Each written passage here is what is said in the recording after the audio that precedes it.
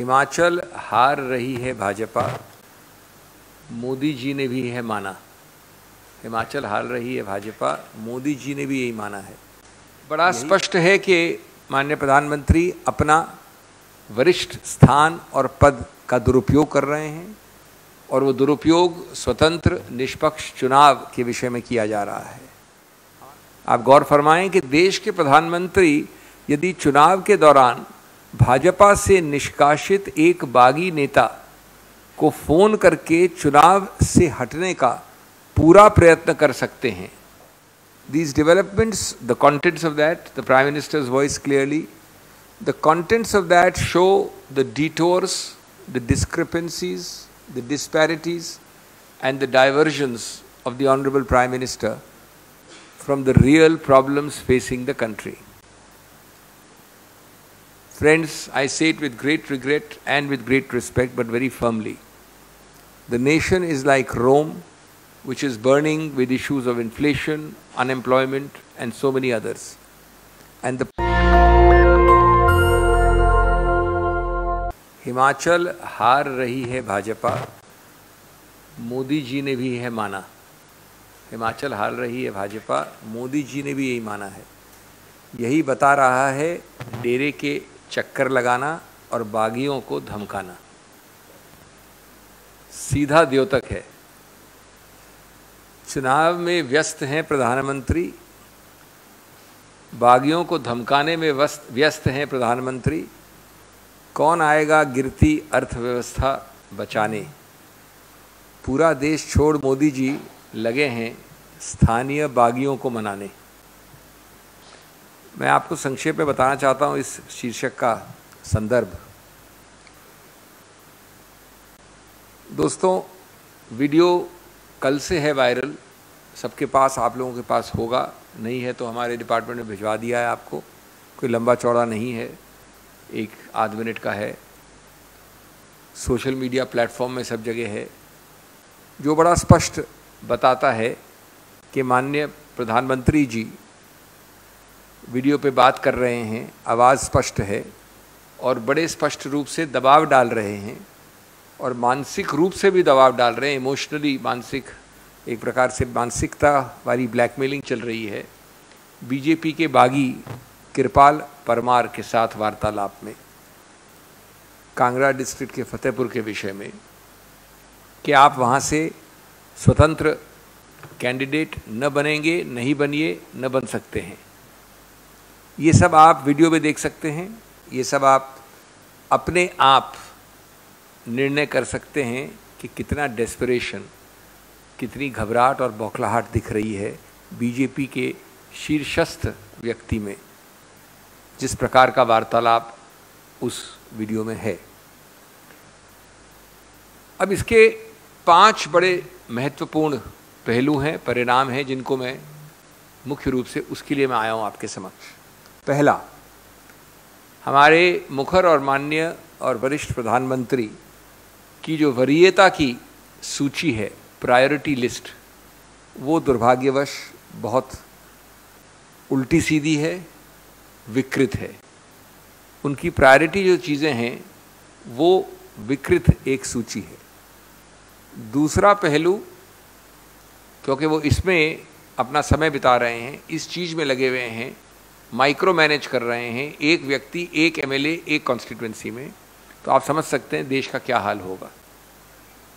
दूसरा पहलू कि सुशासन नहीं, लेकिन चुनावी प्रचार और चुनावी काम ही सिर्फ सबसे बड़ा प्यारा शब्द है इस सत्तारूढ़ पार्टी और सरकार के लिए, माननीय प्रधानमंत्री के लिए। तीसरा, बड़ा स्पष्ट है कि माननीय प्रधानमंत्री अपना वरिष्ठ स्थान और पद का दुरुपयोग कर रहे हैं और वो दुरुपयोग स्वतंत्र निष्पक्ष चुनाव के विषय में किया जा रहा है। हमारा मानना है कि ये निर्वाचन यानी इलेक्टोरल दुरुपयोग है, भ्रष्ट निर्वाचन की एक प्रक्रिया है।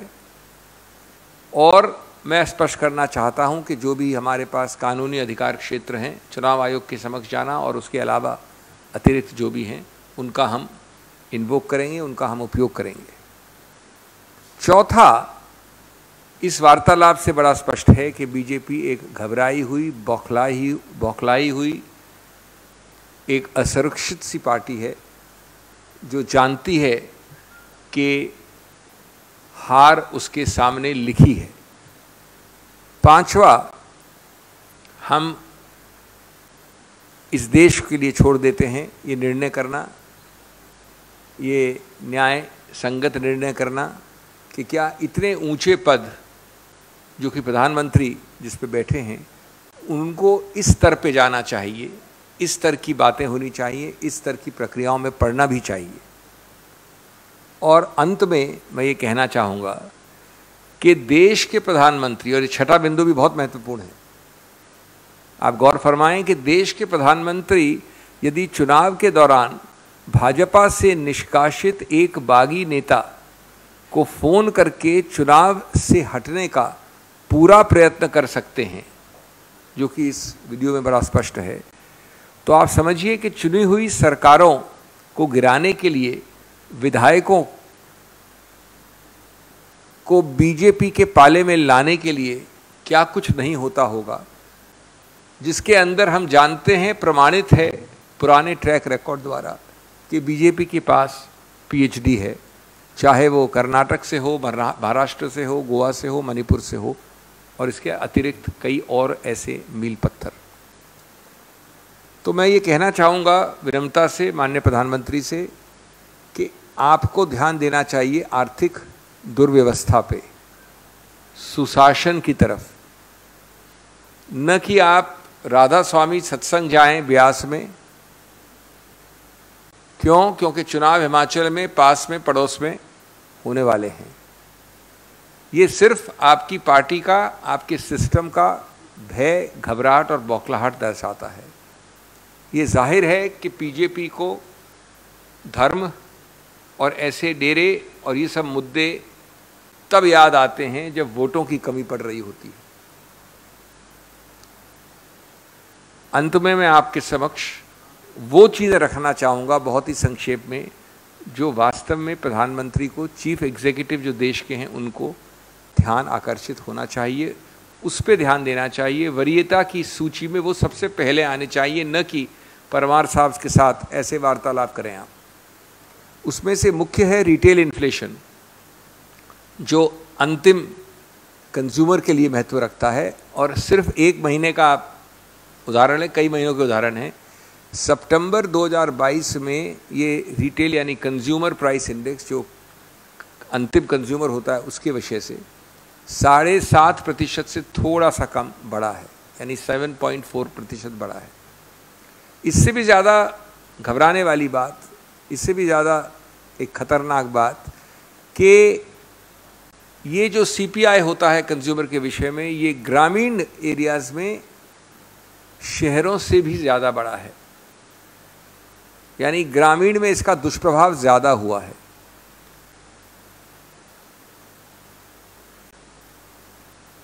इसका मुख्य कारण है खाद्य पदार्थों की कीमतें, जो सीधा आम आदमी के पेट पे लात मारती हैं।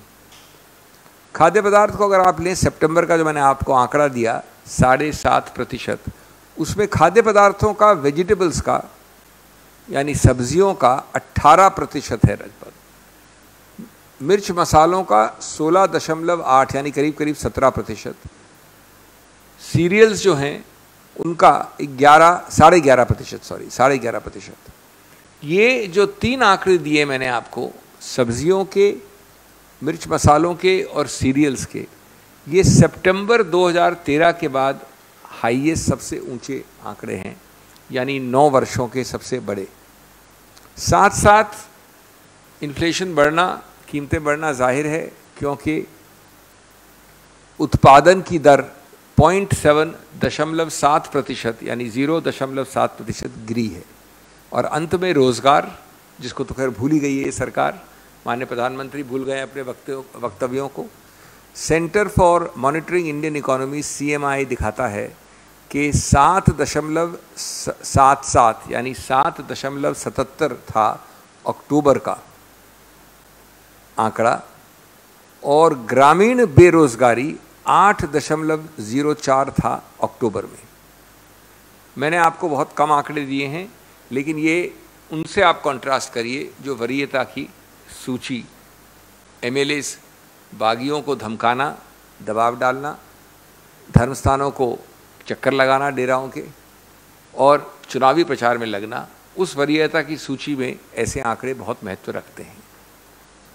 Friends, the country is running on autopilot and the chief pilot is taking rides to deras and only immersed in election campaigns.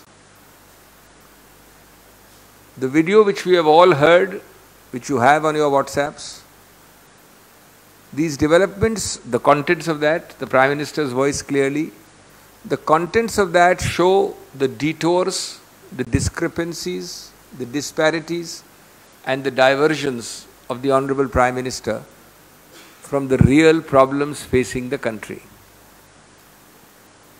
Friends, I say it with great regret and with great respect, but very firmly. The nation is like Rome, which is burning with issues of inflation, unemployment and so many others. And the national Dastak की आपसे गुजारिश है कि अगर इसको बचाना चाहते हैं तो नेशनल दस्तक को सब्सक्राइब करने के लिए रेड कलर के सब्सक्राइब बटन को दबाएं, फिर बेल आइकन की घंटी दबाएं। नेशनल दस्तक को बचाने के लिए बहुत जरूरी है कि हर खबर को शेयर करें, लाइक करें, कमेंट जरूर करें।